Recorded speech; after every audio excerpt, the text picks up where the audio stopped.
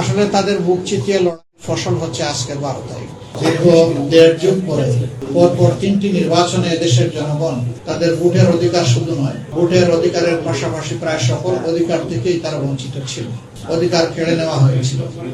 2024 সালের জুলাইয়ের প্রেক্ষাপটে যে পরিবর্তন এসেছে, সেই পরিবর্তনের আকাঙ্ক্ষাই আজকে বাস্তবায়ন হবে বলে আমরা আশা রাখি, ইনশাআল্লাহ।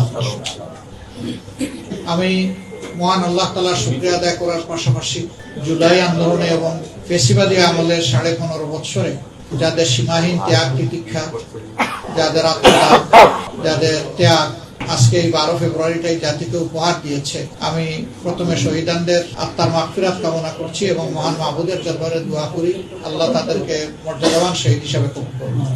যারা অন্যায়ের বিরুদ্ধে লড়তে গিয়ে আহত পঙ্গুত্ব বরণ করেছেন, আমি আরেকবার তাদেরকে গভীর শ্রদ্ধার সাথে স্মরণ করি এবং আল্লাহ তাআলার দরবারে দোয়া করি আল্লাহ যেন তাদেরকে সুস্থতার নিয়ামত দান করেন।